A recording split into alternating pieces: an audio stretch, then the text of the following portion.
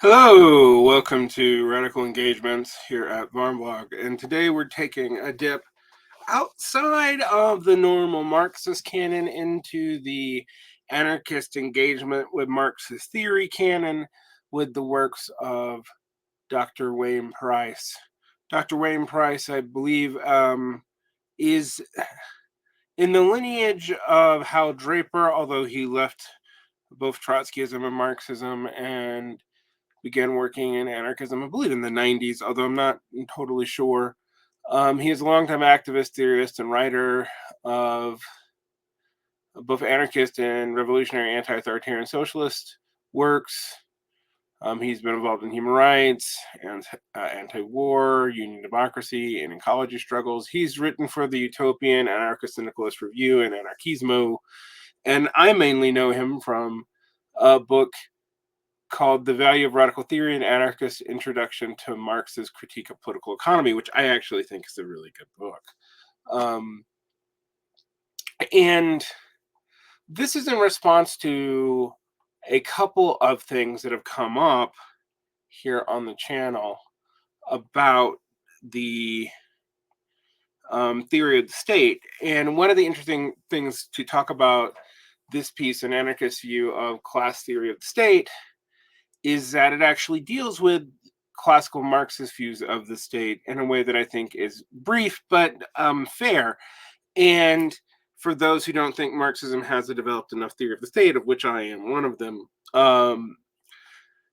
weirdly, it's actually anarchist engagements which give us an idea of what Marxist theories be, classically speaking. All right, into the text today. This was originally published in 2018. I am pulling it from the Anarchist Library. I believe it was last updated in 2020. All right, Wayne Price, an anarchist view of the class theory of the state, a libertarian socialist defense of the class theory of the state. For anarchists and other radicals to really understand the Trump administration and what is generally happening in the U.S. politics requires an analysis of the U.S. government. This, in turn, requires a theoretical understanding of the state, the basic framework of the government. Yet, as Kristen Williams writes in With Her Anarchism, quote, for a group so fixated on countering the state, it is surprising how rarely today's anarchists have bothered to put forward a theory about it. Ellipses.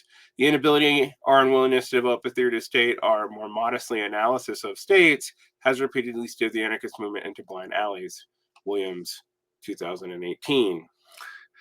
This is why I'm talking. I actually have commented on this myself, that post-Graeber, a lot of anarchism seems to either actually more or less accept the legitimacy of radical progressivism. You can hear, for example, Chomsky's defense of Corbynism and his defense of Sandersism. And they don't have a particularly rigorous notion of what the state is or what its class function is. And I have noticed that one of the things that happened to anarchism towards the middle of the altered globalization movement is that it kept on watering down its critiques of the state itself. And you'd seen this in Chomsky over a long period of time. I think Chomsky's relationship to the Democratic Party has always been interesting to me, but we also see this in this, in the way that like Graeber made communism and capitalism almost like orientations of personality, and whatnot. And I will do some Graeber works because I have bones to pick with him. But to me, this led to a theoretical diminution of anarchism, of class struggle anarchism in particular, which has not really been helped by the theoretical avoidance of the state in Marxist circles. And the reason why I think classical Marxist theories of the state, even going back to State and Revolution by Lenin, are avoided is because A lot of orientations towards the state that you see in Marxist are more or less institutional, or see the state as a non-class actor, which that's not true in Lenin, and that's not true in Marx and Engels either, or Kautsky even. So let's get back here. I think this is an interesting piece because this brings it back up. All right, Wayne Price continues.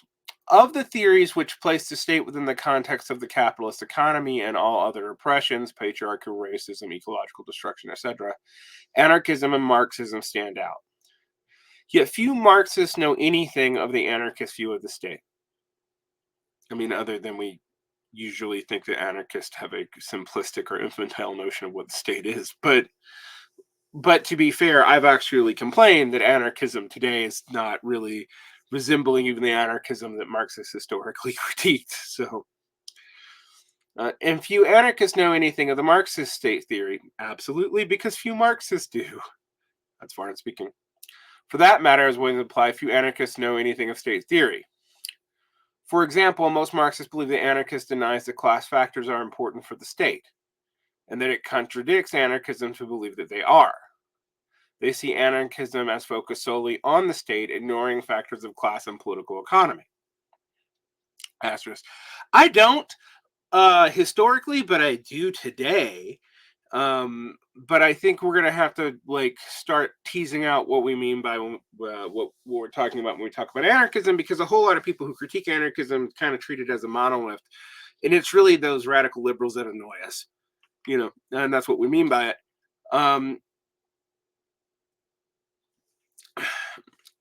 I know people will be like, "There's no such thing as anarcho-liberalism." Yes, there is, my friend. There shouldn't be, but there is.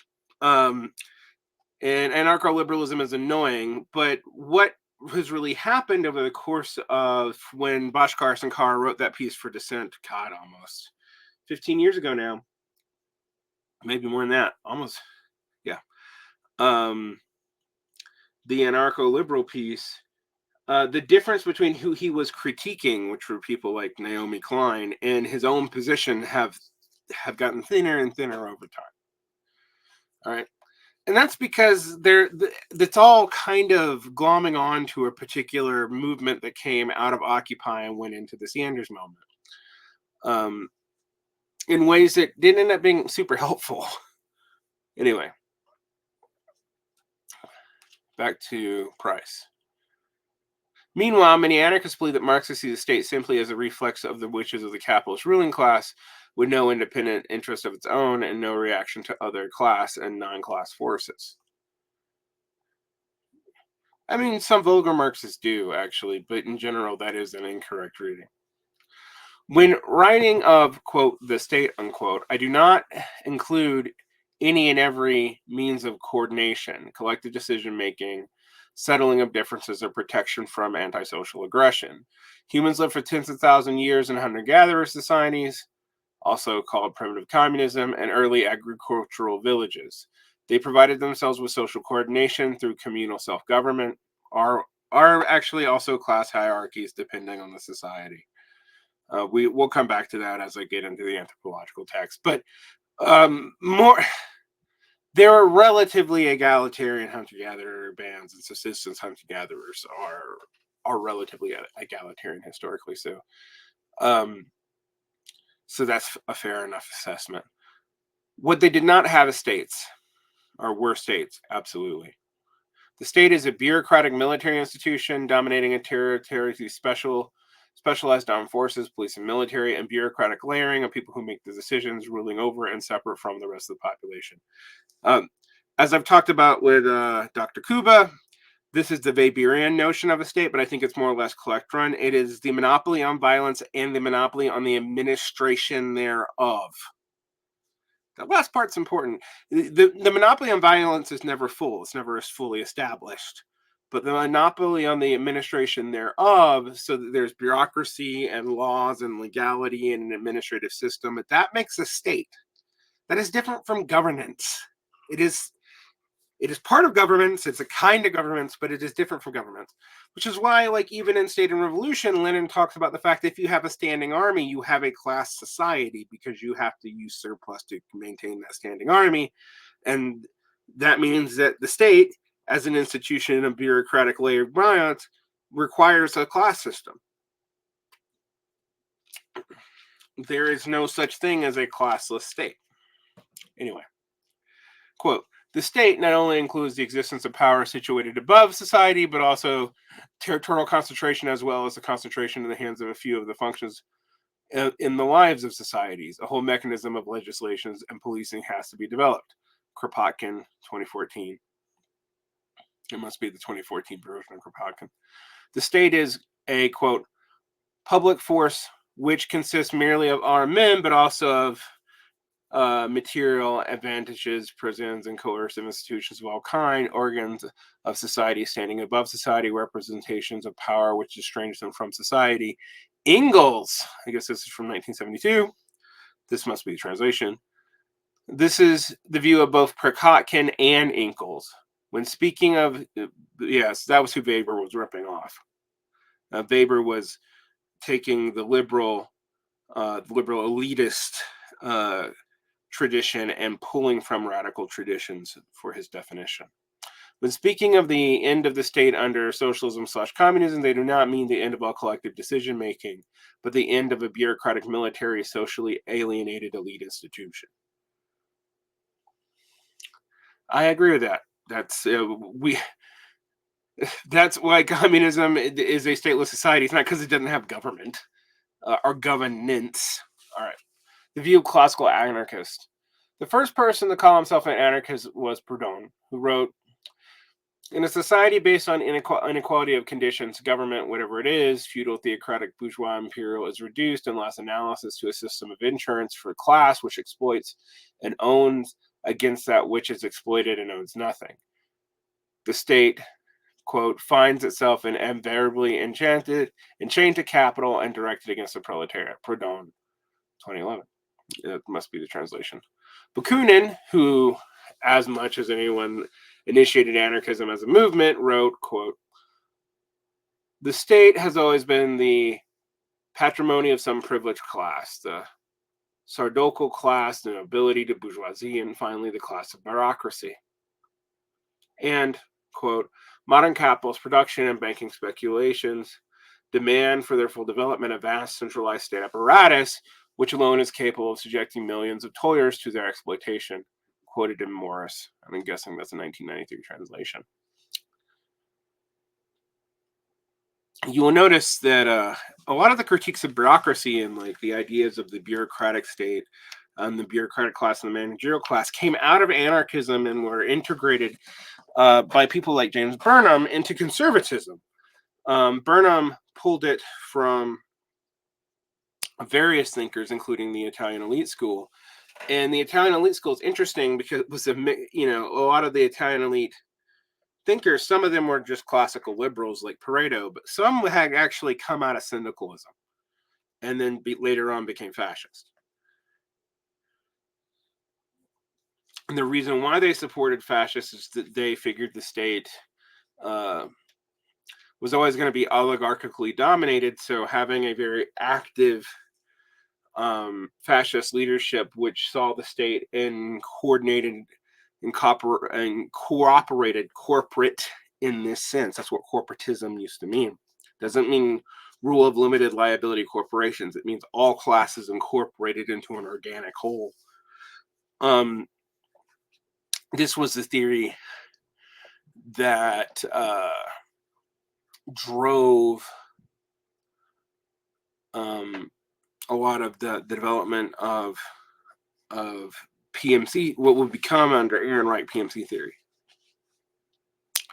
So when a lot of people are talking about that, when I point out that a lot of people who use this term are innovating on Marxism and they're often complaining about anarchists, they're coming out of a mode of analysis that has as many ties to anarchism and fascism as it does to Marxism. Now that doesn't discredit any of its claims. I think we need to always remind ourselves that whether or not we like the the ideological origins of certain kinds of claims is irrelevant to whether or not they are true. The issue should be, however, that we know the ideological origins of some of these claims and their institutions, because some of these claims are heuristics, are hermeneutics, are theoretical constructs, which are, strictly speaking, never completely true or completely false. They're either explanatory or non-explanatory, or predictive or non-predictive. Anyway, back to this text here. Kropotkin elaborated anarchist theory. Quote, all legislation made within the state has always been made in regard to the interests of the privileged classes. The state is an institution which developed for the very purpose of establishing monopolies in favor of the slave and serf owners, the landed proprietors, the merchant guilds, and the moneylenders, the kings, the military commanders, and noblemen, and finally in the 19th century, the industrial capitalists with whom the state supplied the hands driven from the land. Consequently, the state would be a useless institution once those class monopolies cease to exist.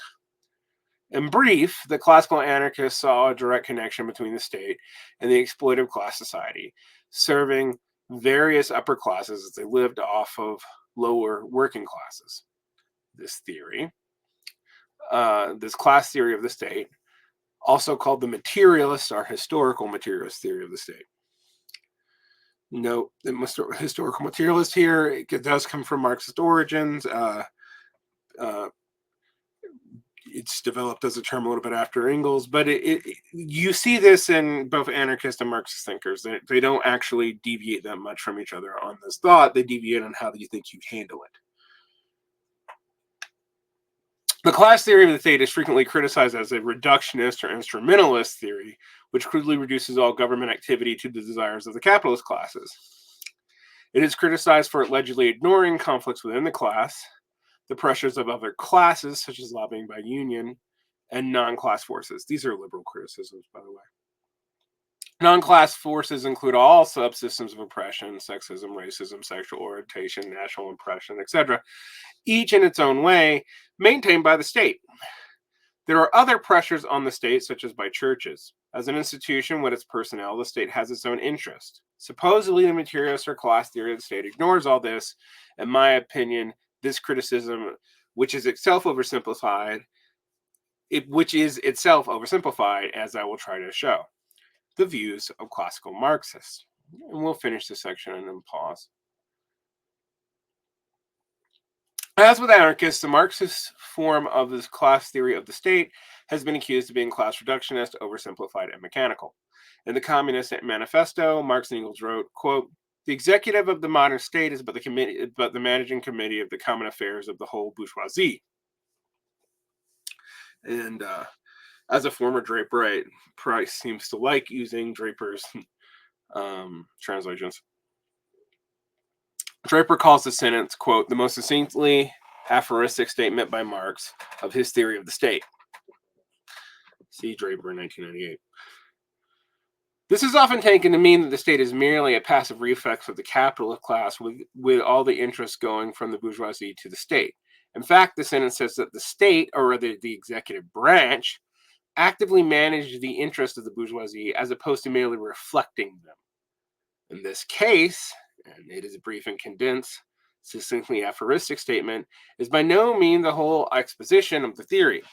Over the years, Marx and Engels developed their analysis of the state. An excellent overview was made by Draper in 1977. I think that's Marx and Engels' theory of revolution. Marx's work on the state appears in the 18th Brumaire of Louis Napoleon. I think the Brumaire, and this is where I'm speaking, in the Goethe critique is where you actually do see Marx talking about what the state actually is and what Marx's theories of it would be. And it's also implied in a lot of his journalistic writing, as I've talked to with Spencer Linden of the Platypus Society about. This is why there's a lot of consternation from platypusoids, but also people like Wayne Price, about the Marxist current over-reliance and trust of what is effectively a bourgeois state. All right. It was written in 1852 and covered French politics leading up to the elected president, Louis Napoleon Bonaparte, the nephew of Emperor Napoleon, seizing power and establishing his dictatorship. Here, in another works, he goes into the details of French politics. It becomes clear that Marx regards the state as full of conflicts amongst classes, fractions of classes, and agents of fractions of classes. He uncovered the political economic conflicts between the financial aristocracy, who supported one claimant to the monarchy, the large landowners, who supported another, the manufacturing bourgeoisie, the Republican bourgeoisie, an ideological current within the bourgeoisie, the Democratic Republican petty bourgeoisie, and below them all, the proletariat, mostly passive due to recent major defeats, and the peasantry, who gave their support to the con man Louis Napoleon, partly due to his name. There are splits within each of these forces. Marx also included the government officials and the army officials, all seeking money. It is clear that there were personal hostilities, ideological commitments, prejudices, and ambitions throughout all these conflicts, which worked themselves out. Applying this approach to the current U.S. government would analyze the differing factions of the capitalist class and its ideological and political agents and hangers-on in their conflicting relations with each other and with sections of the middle and working classes. Asterisk Varn. This is why I tell people to look at professionalization, which stratas, which sectors even. Like what is a finance relationship? What is the productive relationship? What are the productive relationship that blocks other productive relationships? Even talking about it as merely productive capital versus finance capital, a la Michael Hudson. His book on this topic is not bad. I have it back here.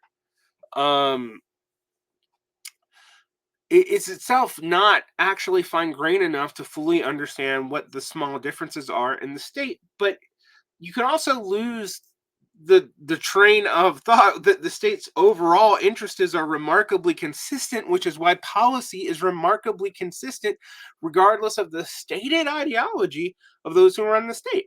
And we've seen this in some of Draper's writings in the 60s, for example. He actually says, don't think that the liberal politician actually believes the same thing as a conservative politician. Think that it doesn't matter what they believe. And that sometimes a conservative politician has more constraints on him from opposition than the liberal one does to do the same thing. After all, it was Clinton who finally got welfare reform through. All right.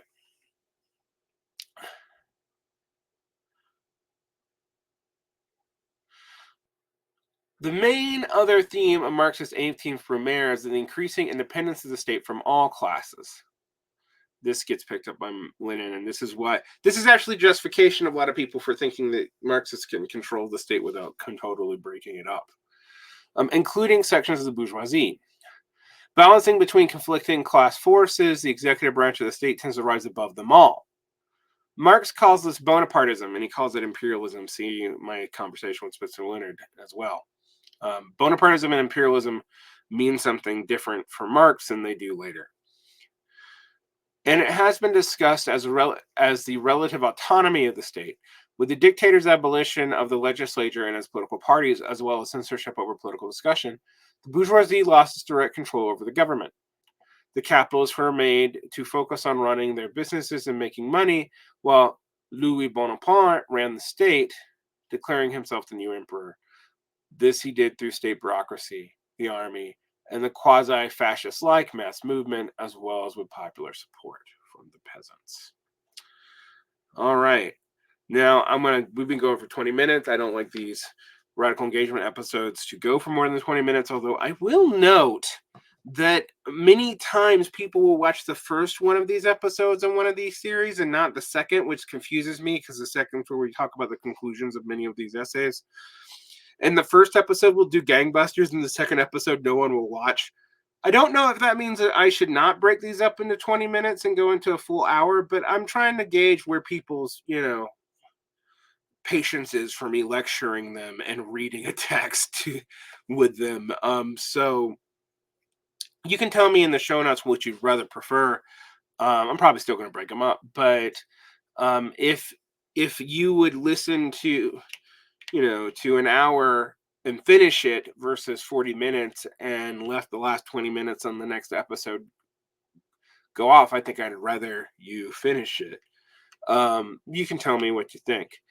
I'd like to thank my patrons and their patience recently. I've been very sick recently. This will come out probably a couple weeks after I'm recording this, which also means it's going to come out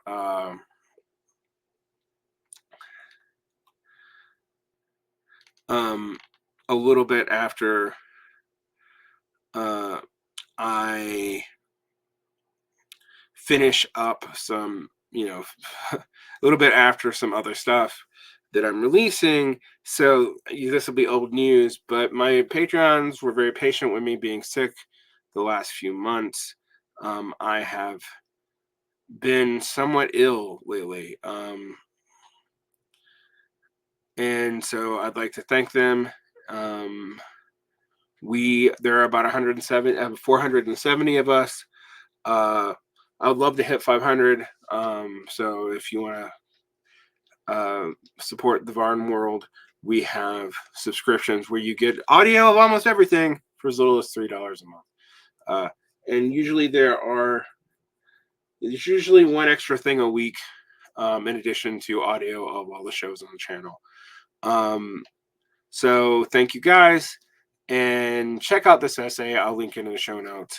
Have a great rest of your day.